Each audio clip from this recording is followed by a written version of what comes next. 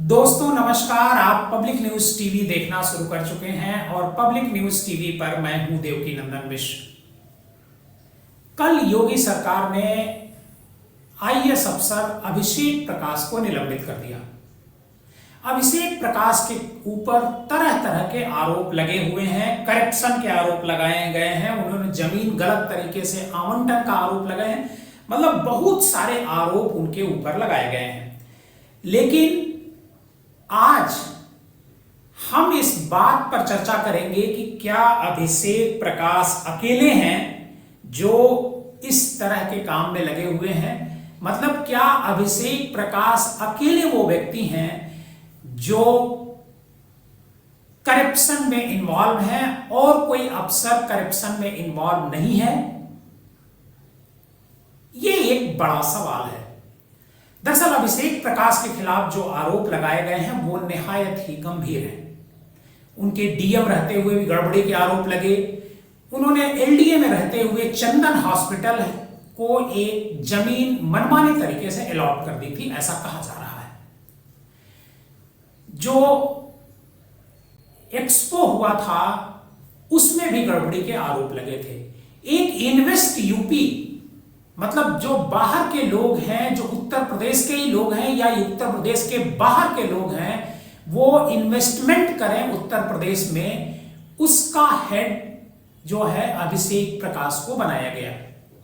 कहा जा रहा है कि वहां उन्होंने एक दलाल तैनात कर लिया और उस दलाल के जरिए वो पैसे लिया करते थे। जो भी इन्वेस्टर उत्तर प्रदेश में आता था, उत्तर प्रदेश में इन्वेस्ट करने के लिए आता था, उससे उस दलाल के जरिए पैसे वहां तक पहुंच जाते थे, तभी इन्वेस्टमेंट का काम उसका पूरा होता था। लेकिन क्या अभिषेक प्रकाश अकेले आईएएस हैं जो करप्शन में इन्वॉल्व हैं? कोई और आईएएस नहीं है जो करप्शन नहीं कर रहा है? और जबकि पूरे उत्तर प्रदेश में एक ही चर्चा है कि बिना पैसे के कोई काम नहीं होता है, तो क्या सारा पैसा अभिषेक प्रकाश ही ले रहे थे या ले रहे हैं या और लोग आईएएस भी इसमें इन्वॉल्व हैं? क्योंकि सभी की पोस्ट पर आईएएस बैठा हुआ है और आईएएसओं ने इतना बड़ा अपना कॉकस बना लिया है कि उनके डिपार्टमेंट में मंत्री तक की नहीं चलती है। मंत्री भी अगर करप्शन पर सवाल उठाता है तो आईएएस अधिकारी उसकी चलने नहीं देता है। उत्तर प्रदेश में जो ब्यूरोक्रेसी है, खासकर आईएएस अफसर, उन्होंने मंत्रियों को एक तरीके से पंगु बना दिया है। मैं किस किस का नाम लूं, किस मंत्री का नाम लूं?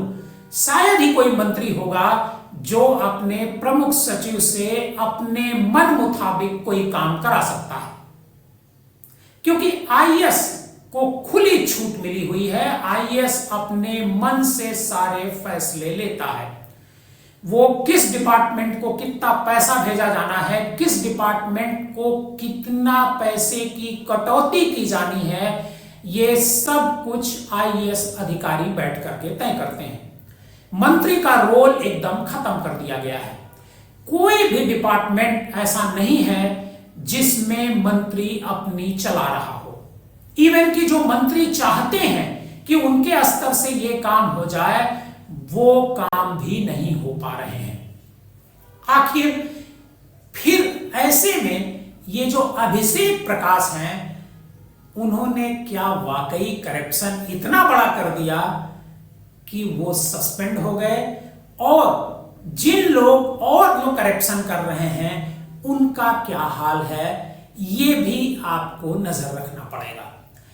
दरअसल करप्शन पर बातें तो बहुत होती हैं, लेकिन एक्शन नजर नहीं आता है। एक्शन तब नजर आता है जब अभिषेक प्रकाश जैसा अधिकारी किसी कॉकस में फंस जाता है। मतलब जो अफसर उनको सबसे लाडला बताया करते थे, उन अफसरों से जब अदावत हो गई तो अभिषेक प्रकाश का कच्चा चिट्ठा खोल दिया गया और मुख्यमंत्री के सामने प्रस्तुत कर दिया गया और अभिषेक प्रकाश निलंबित कर दिए गए।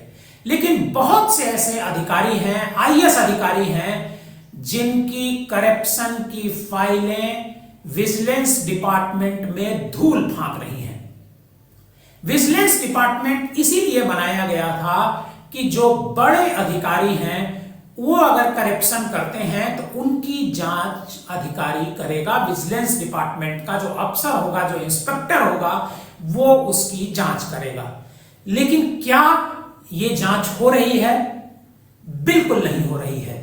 दरअसल विजिलेंस डिपार्टमेंट में कई सालों से कोई करप्शन का मामला पकड़ा ही नहीं। फाइल जो उसके यहां पड़ी हुई है वो ठंडे बस्ते में है, धूल फांक रही है। अगर कोई अधिकारी किसी के खिलाफ जांच की कोई फाइल आगे भी बढ़ाता है तो उसे आईएएस अफसर मंजूरी नहीं देते हैं। तो विजिलेंस डिपार्टमेंट एक तरीके से दिखावे का रह गया है। अब अगर अभिषेक प्रकाश के बहाने ही उत्तर प्रदेश में करप्ट आईएएस अधिकारियों के खिलाफ कार्रवाई शुरू की गई है तो इस पर पूरी पड़ताल होनी चाहिए, क्योंकि एक पूरी लंबी लिस्ट है इन अफसरों की जो करप्ट हैं, अपने अपने डिपार्टमेंट में ईमानदार बनकर के पब्लिक को चूना लगा रहे हैं।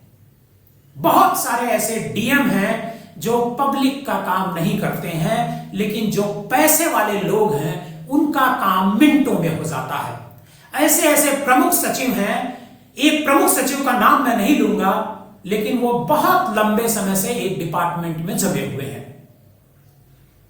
और पूरे उत्तर प्रदेश में सबसे ज्यादा पैसा कलेक्शन उनके डिपार्टमेंट में होता है, क्योंकि पब्लिक से जुड़ा डिपार्टमेंट है और सरकार का भी उस पर फोकस है। मतलब उत्तर प्रदेश सरकार का भी और भारत सरकार का भी, और गुजरात की जो लॉबी है वो भी उनके साथ मिली हुई है।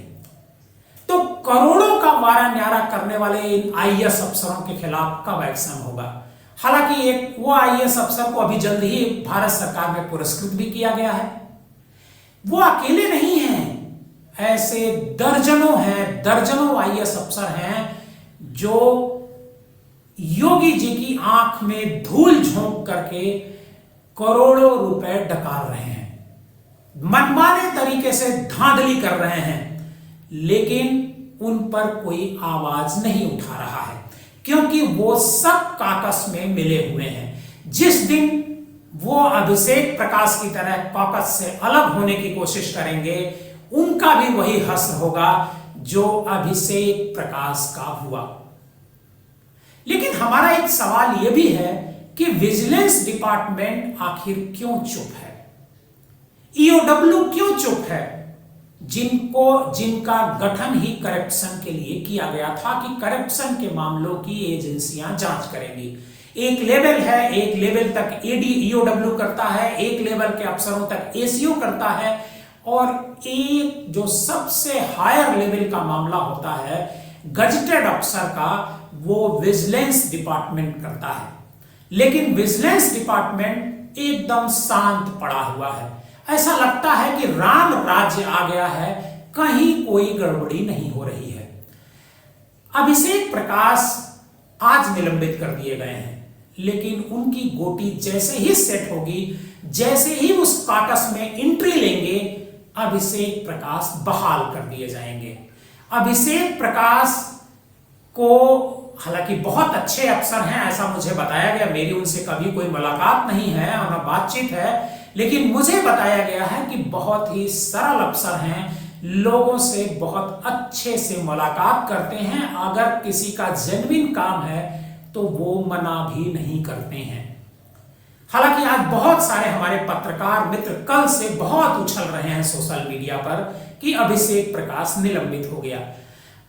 मैं जानता हूं कि उनमें से बहुत सारे लोग उसी अभिषेक प्रकाश के पास जाकर के बैठते थे, अपनी बातें किया करते थे और उनसे अपने काम कराया करते थे। बहुत सारे नेता हैं, बहुत सारे पत्रकार हैं, बहुत सारे सोशल एक्टिविस्ट हैं जो उनके पास जाया करते थे।